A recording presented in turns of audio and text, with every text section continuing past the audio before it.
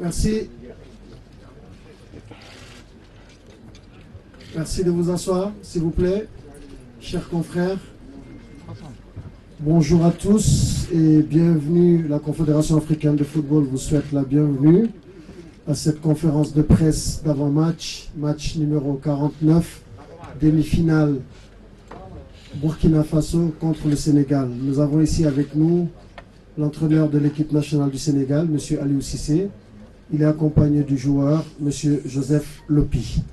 Le principe, chers confrères, reste le même. Avant de poser une question, vous déclinez votre identité, le média pour lequel vous travaillez, ensuite votre question. Et s'il vous plaît, vu le nombre important de médias présents dans cette salle cet après-midi, ce sera qu'une seule question par journaliste. Et pas de questions en Wolof, encore une fois, mes chers confrères sénégalais.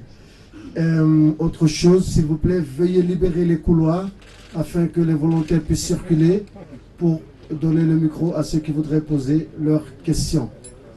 Salam alaikum, coach Aliou Cissé. Nangadef. Alhamdulillah. Bon, très bien. C'est toute la partie nord. Non. On joue les équilibres ce matin. On a parlé en moré, en moré.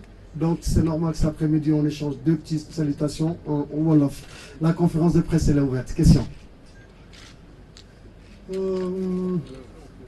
Allez, ici devant.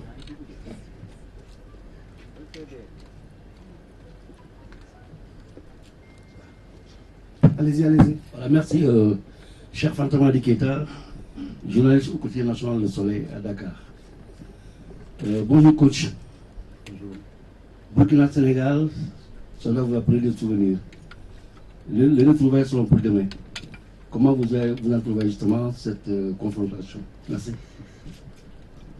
Bonjour à tous, nous l'avons bien préparé, même si c'est vrai que on n'a pas eu beaucoup de temps, on a misé plutôt plus sur la récupération que de travailler. Maintenant, comme je dis, Burkina, comme vous le dites, c'est une très belle équipe qu'on connaît. Il faisait partie de notre poule lors des éliminatoires de la Coupe du Monde en 2018. Si je me rappelle bien, ce fut 2 matchs quand même âprement disputés. D'ailleurs, on a fait 0-0 je crois à domicile et puis 2-2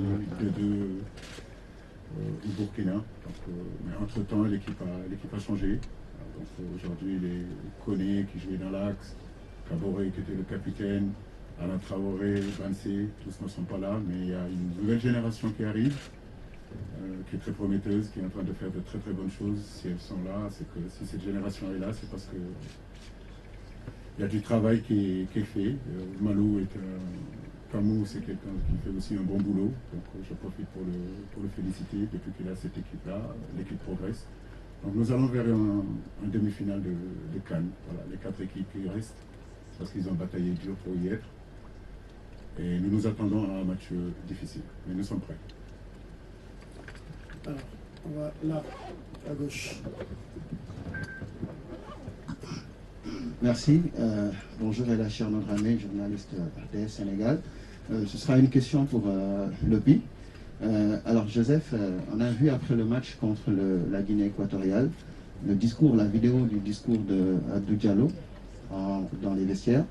Alors vous qui êtes entre guillemets un rescapé compte tenu des nombreuses blessures que vous avez eues dans votre carrière, que représente ce discours-là? Est-ce qu'arriver en demi-finale, c'est déjà une réussite pour vous, ou vous pensez qu'il faut effectivement aller chercher le Graal? Bonjour. Le discours, vous l'avez entendu comme moi. C'est un discours qui demande à ce qu'on reste concentré. On venait de faire un beau match qu'on a gagné, c'était le but. Et là, on sait qu'il y a des matchs importants qui vont arriver, comme le coach l'a dit. On va jouer face à une très bonne équipe qui a mérité sa qualification. Donc on sait que voilà, quand on a des objectifs, il faut toujours rester concentré et continuer à avancer. On a gagné, il y a un match important qui arrive. Donc voilà, le discours, c'est de rester mobilisé, de rester toujours concentré pour la suite. Allez, là-bas derrière, Hervé Penaud. Non, asseyez-vous, monsieur, s'il vous plaît.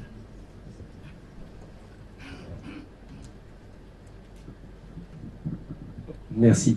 Hervé Pedot, du journal L'Équipe. Aliou, c'est une question par rapport un peu à cet esprit qu'on voit de 2002. On a vu les joueurs danser près du poteau de corner. Alors je voulais savoir un peu qu'est-ce que ça impliquait. Est-ce que vous en avez parlé entre vous? Est-ce que c'est quelque chose qui s'est dégagé dernièrement? Et est-ce que toi, t'en parles, comme ancien évidemment capitaine d'équipe, et puis tous les membres du staff qui sont aussi de cette génération? Merci. Merci Hervé. Surpris, parce qu'ils m'en ont pas parlé. Moi, je crois que le football africain, c'est aussi ça, c'est la joie de vivre.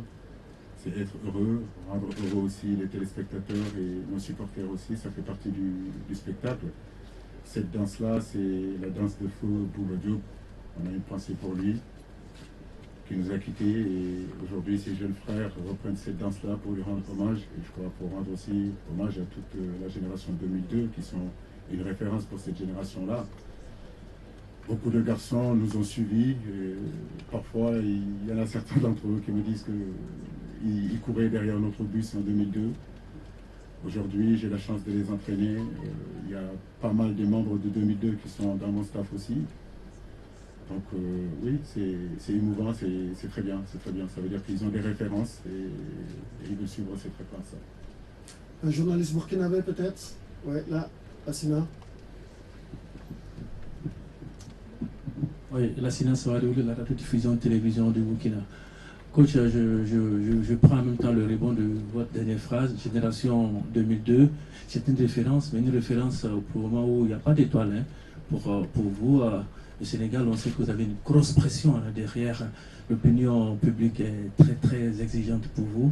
Est-ce que cette année, vous pensez que c'est la bonne année pour vous et que si vous échouez contre le Burkina, demain, ce serait un gros échec pour vous et pour toute l'équipe?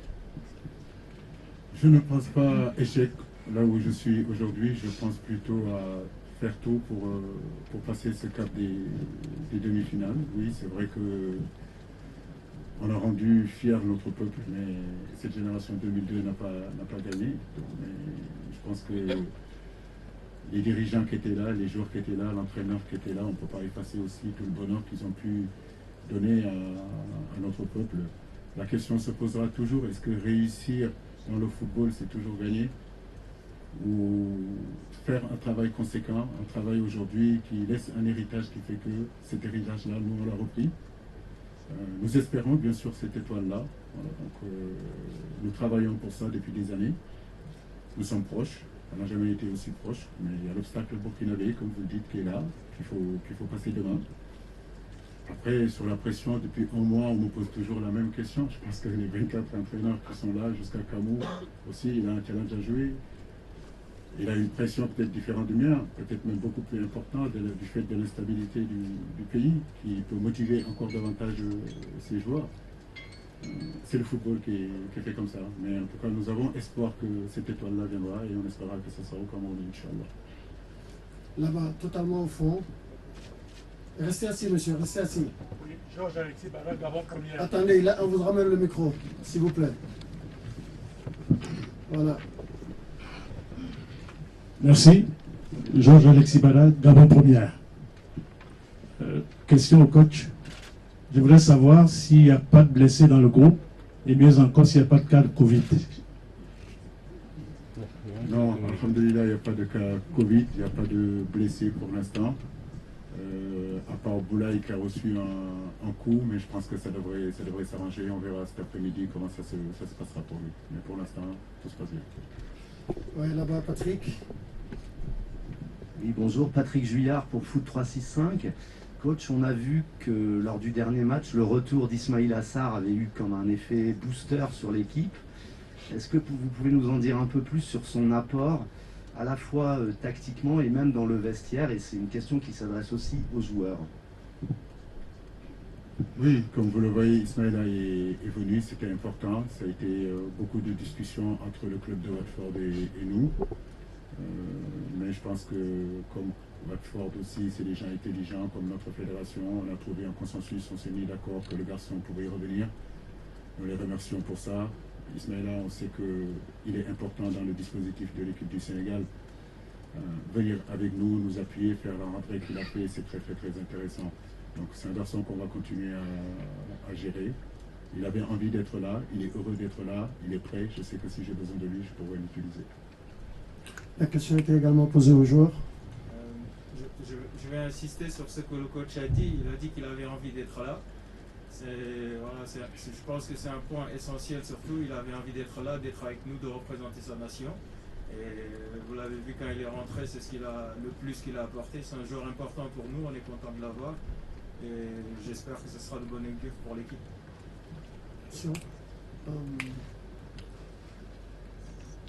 Ouais, une dame.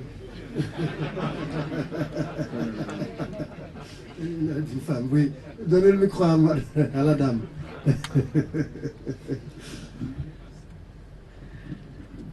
Bonjour à tout le monde, bonjour coach, bonjour Lobby. Coach, qu'est-ce que ça vous fait aujourd'hui de retrouver votre ossature, l'ossature de l'équipe nationale du Sénégal? C'est toujours important d'avoir l'ensemble de son groupe. Pour un entraîneur, c'est vous donner plus de possibilités, c'est vous donner plus d'options, de vous donner aussi la possibilité de changer les choses en cours de match. Et aujourd'hui, c'est vrai, nous avons l'ensemble de ce groupe-là, donc ça nous donne plus de cartes en main. Nous savons que nous allons vers un match compliqué. Il nous faudra être patient, il nous faudra jouer notre jeu, mettre en place notre jeu. Et que oui, ça peut aller aux prolongations, ça peut aller au tir au but. À ce niveau-là, je crois que le plus important, c'est de passer. Mais c'est très bien d'avoir l'ensemble de mon effectif au complet. Merci. Allez, une autre dame derrière, au fond. On va faire de la discrimination positive. Titi, ramène le micro derrière, s'il te plaît.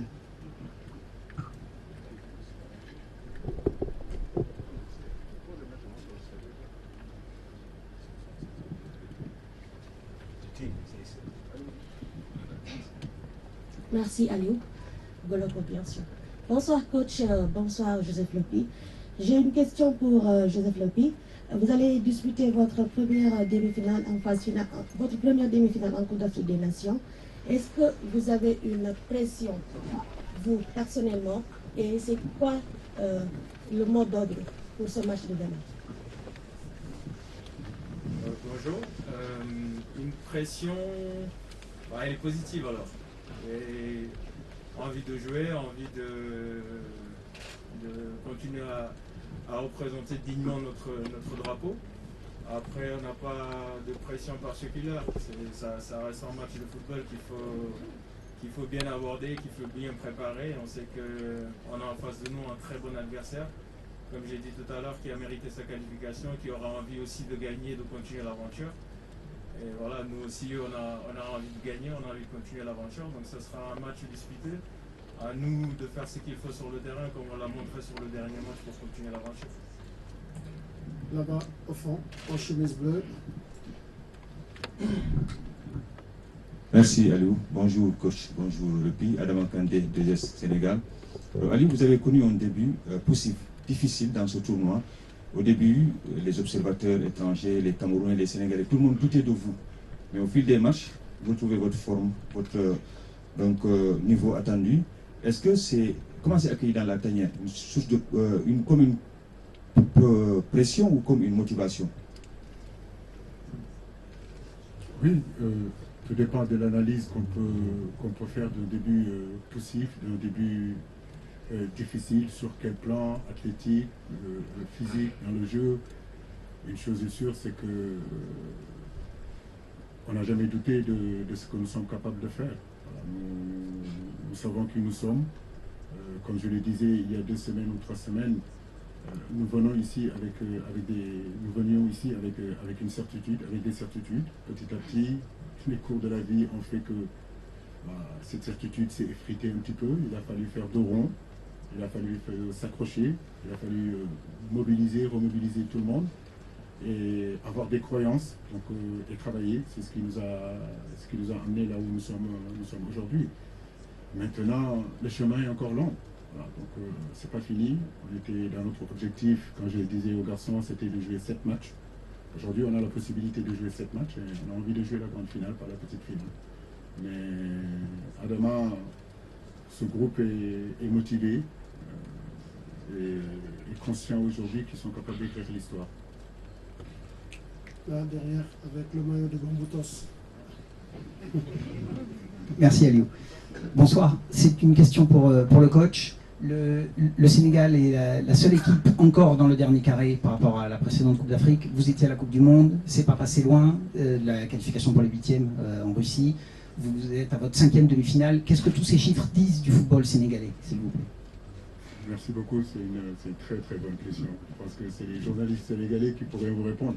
Mais en tout cas, c'est très bien de souligner tout le travail que cette génération est en train de faire, tout l'ensemble vraiment du staff technique, des médicaux, de l'ensemble des gens qui sont collés à cette équipe nationale. Je ne veux pas citer de nom parce que sinon je vais oublier.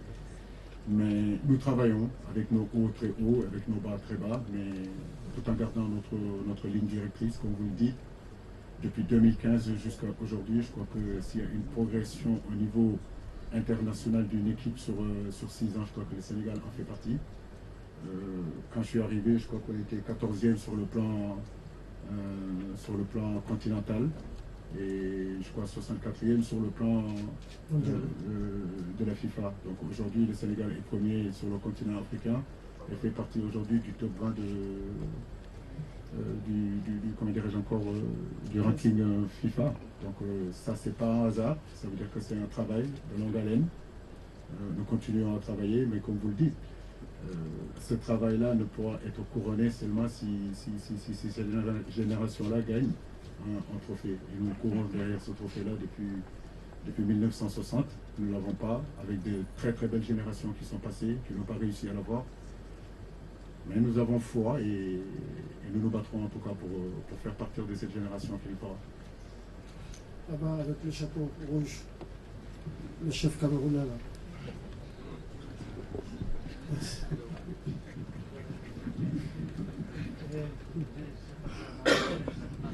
Bonjour, Baïsane l'International, DTV et Sport Inter. Alors j'ai une question pour Joseph Lopi. Joseph, je vais rebondir sur la question de la dame de tout à l'heure. Quel est le discours que certains parmi vous, je rappelle, vous n'étiez pas lors de la dernière Coupe d'Afrique des Nations en Égypte, mais beaucoup de cadres étaient là. Le discours, ils ont vécu une finale, ils l'ont perdu. Actuellement, quel est vraiment le discours de certains par rapport à cette Coupe d'Afrique des Nations? Bonjour Mbaye. Le discours du début, il reste toujours le même, c'est-à-dire qu'ils ont vécu une CAN, ils savent ce qu'ils ont fait de bien et de moins bien. Et aujourd'hui, ils en tirent des conclusions et des enseignements. Le discours est surtout celui de rester solidaire. Ils savent que ce qui va nous amener loin, c'est que l'équipe soit vraiment soudée, qu'on soit là les uns pour les autres. C'est-à-dire ceux qui jouent moins, ceux qui sont même en tribune. C'est que voilà, si on tire dans le même sens et qu'on travaille dur à l'entraînement, parce que plus on donne, plus on aide celui qui joue à être meilleur. Et forcément, c'est l'équipe qui en sort gagnante. Donc voilà, le discours, c'est surtout celui de la solidarité entre nous. Au fond, là-bas, derrière, Ed.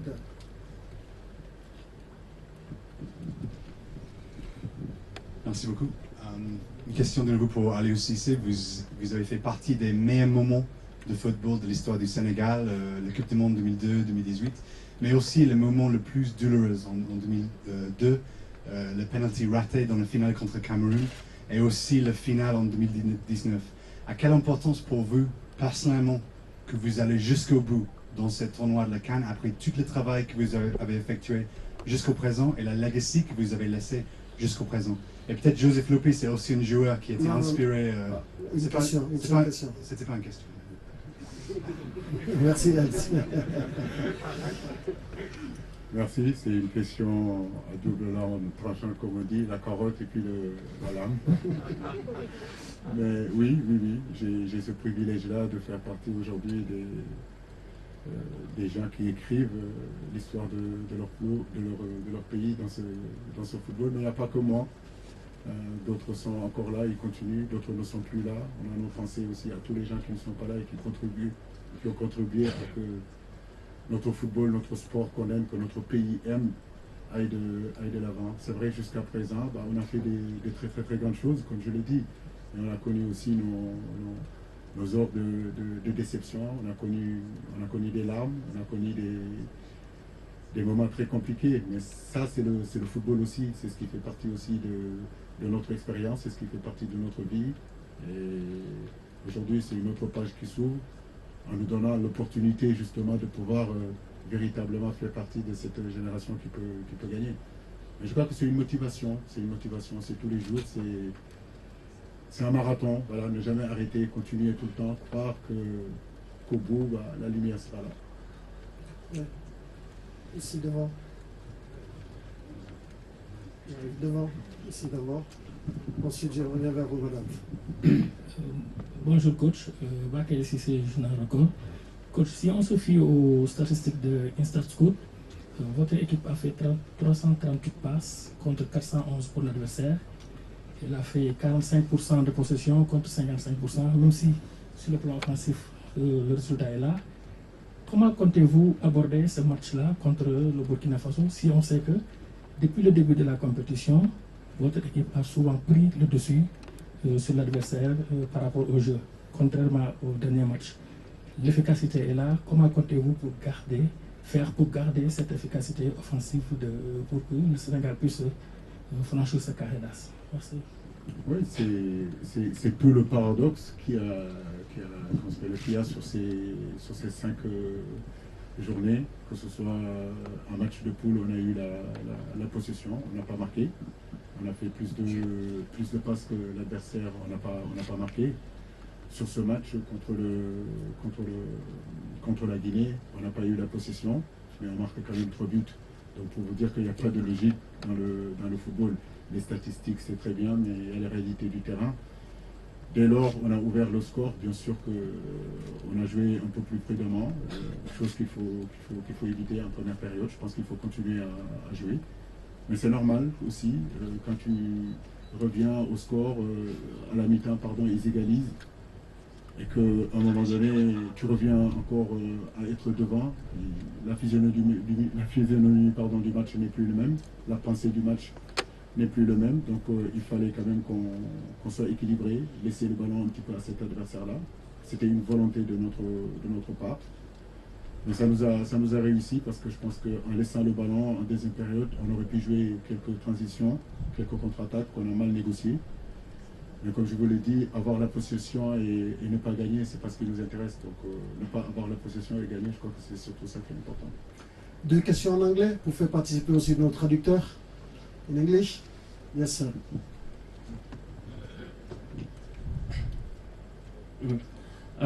Coach, Velile from SABC in South Africa. Talking about Burkina Faso, they've proven in recent years to be a very difficult team, difficult to break down. We've seen in this tournament they've also not been conceding a lot of goals. I think before the tournament, if you look in their matches, especially against Algeria, in that period that Algeria went unbeaten, this is one of the teams that they failed to beat. Looking at them, how have you assessed them? I'm not saying break them down. You're not going to give us your approach. What kind of game that you are anticipating, especially when you talk about a percentage game that we could be expecting? Est-ce que vous pouvez nous raconter comment ça se passe? Merci. Bon, je suis pas plus jeune que lui. Non, mais bah, il connaît des choses qu'on ne connaît pas forcément. Et ça va peut-être vous surprendre, mais c'est quelqu'un de généreux qui partage sans forcément qu'on lui demande. Donc voilà, c'est quelqu'un qui travaille beaucoup, qui nous donne envie de travailler. Et puis il nous donne aussi le goût du haut niveau, parce que quand on le voit travailler, on se rend compte qu'on travaille peut-être pas assez et qu'on devrait peut-être s'y mettre aussi. Mais voilà, c'est quelqu'un qui partage beaucoup et qui est toujours le premier à montrer, qui a envie de gagner, qui a envie de tirer l'équipe vers le haut, et on le voit sur le terrain. Donc voilà, c'est un exemple à suivre comme beaucoup d'autres dans l'équipe. Nous avons épuisé le temps qui nous est imparti, mais nous allons prendre au coach 1 minute de temps additionnel avec 2 petites questions. Une par ici et la dernière, non, on va prendre une journaliste par ici et tout à fait au fond là-bas. Ah, là-bas, oui, avec Banchono, un journaliste burkinabé pour clôturer. Allez-y, madame. Bonsoir coach et bonne chance pour demain. Fatou Diouf de l'Info Quotidien. Vous ne pensez pas que ce match a des arrêts de revanche vu que le match a joué contre l'Afrique du Sud avait inversé la tendance contre le Burkina. Merci. En tout cas, du côté du Sénégal, il n'y a pas de revanche. Nous savons que c'est deux contextes qui sont différents. La dernière fois, la double confrontation contre le Burkina, c'était pour les éliminatoires de la Coupe du Monde. Aujourd'hui, c'est un autre contexte, c'est la CAN, c'est une demi-finale, c'est sur un terrain neutre. Donc le contexte ne sera pas le même. En tout cas, nous, de notre côté, les Sénégalais, en tout cas, on n'a pas de revanche à prendre sur nos frères burkinabés. C'est le football qui nous réunit demain et c'est dans ce cadre-là qu'on va rester. La toute dernière question là-bas au fond, chez Batelon.